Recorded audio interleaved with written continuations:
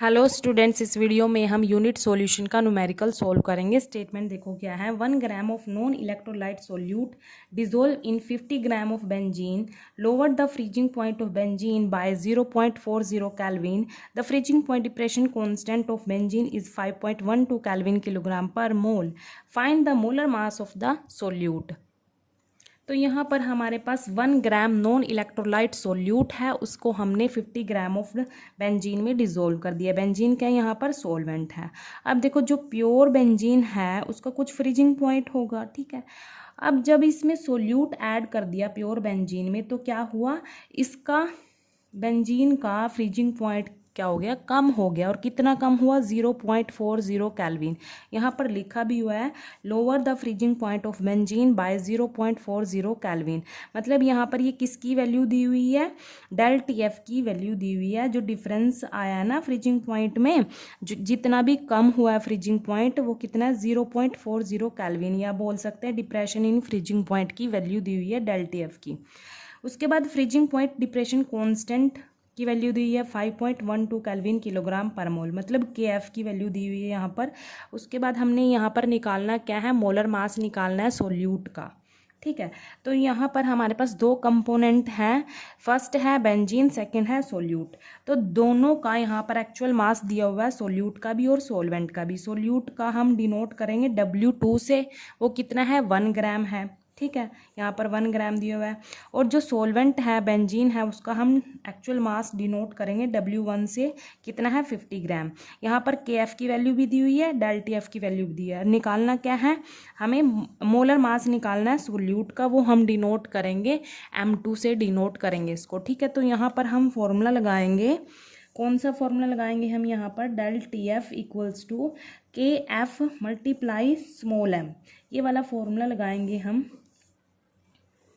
ये फॉर्मूला कहाँ से निकल के आता है, जो डिप्रेशन इन फ्रीजिंग पॉइंट वाला टॉपिक है वहाँ पर ये फॉर्मूला ड्राइव होता है, तो वहाँ से ये फॉर्मूला आता है। इसको हम यूज़ करेंगे, इसको यूज़ करके हम M2 की वैल्यू निकालेंगे। तो यहाँ पर जो डेल TF होता है वो क्या होता है, डिप्रेशन इन फ्रीजिंग पॉइंट, और KF क्या होता है, यहाँ पर फ्रीजिंग पॉइंट डिप्रेशन कॉन्स्टेंट है, और स्मॉल m क्या है, यहाँ पर मोलैलिटी है, ठीक है। तो देखो, सबसे पहले मोलैलिटी क्या होता है, मोलैलिटी का फॉर्मूला क्या होता है, number of moles of solute, number of moles of solute divide में mass of solvent, mass of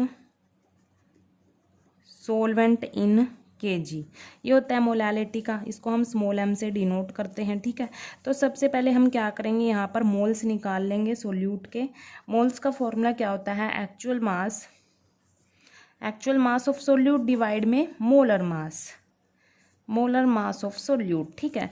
तो एक्चुअल मास कितना है सोल्यूट का, W2 1 ग्राम है, और मोलर मास तो हमने निकालना है, और जो कि हमने डिनोट किया है M2, ठीक है। तो ये हमारे पास मोल्स आ गए।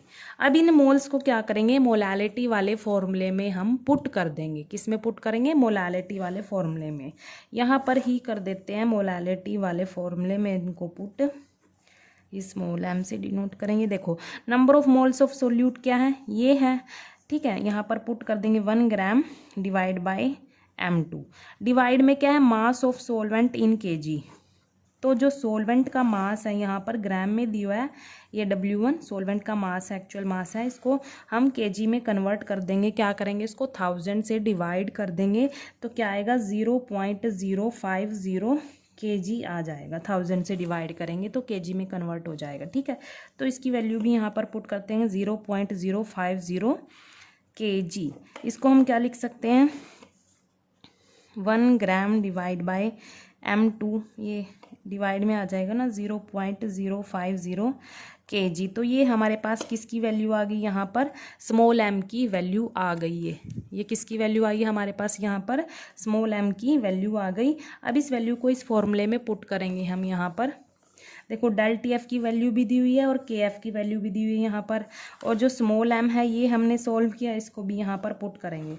तो सारी वैल्यूज़ को यहाँ पर पुट कर देंगे। डेल TF क्या था, 0.40 केल्विन इक्वल्स टू KF कितना था, 5.12 केल्विन किलोग्राम पर मोल मल्टीप्लाई मोलालिटी कितनी है 1 gram divide by this 1 gram divide by M2 multiply 0.050 kg ये है। अब इसको हम सोल्व कर लेते हैं। देखो kg से kg कैंसिल हो जाएगा, यहाँ पर केल्विन से केल्विन इधर कैंसिल हो जाएगा। हमने क्या निकालना है M2 निकालना है, हमने मोलर मास ऑफ सोल्यूट निकालना है। तो इसको हम एक साइड लेके जाएंगे और जो कांस्टेंट टर्म है सारी उनको एक साइड रख लेंगे। तो मैं इस M2 को इधर लेके जा रही और जो ये कांस्टेंट टर्म है ये इनके डिवाइड में आ जाएगी यहाँ पर, ठीक है। तो M2 क्या आएगा यहाँ पर देखो 5.12, यहाँ पर ये मोल इनवर्स और ग्राम यूनिट रहेगी तो मैं इसको लिख लेती हूँ ग्राम मोल इनवर्स, ठीक है। ये 1 से मल्टीप्लाई करेंगे तो यही आएगी टर्म।